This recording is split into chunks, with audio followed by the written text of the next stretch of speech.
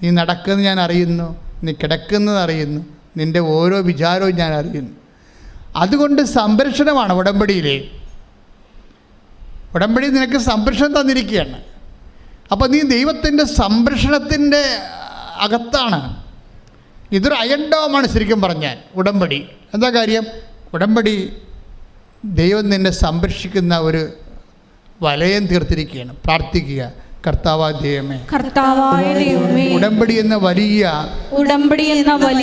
സംരക്ഷണ വലയത്തിലെ എന്നെ വിളിച്ചു ചേർത്തതിനും ചിറകിന്റെ കീഴിലെ എന്റെ ജീവിതത്തെ സംരക്ഷിക്കാൻ കണ്ണീരിന്റെ കാലത്ത് എന്നെ വിളിച്ചു നിർത്തിയതിനും നന്ദി പറയുന്നു.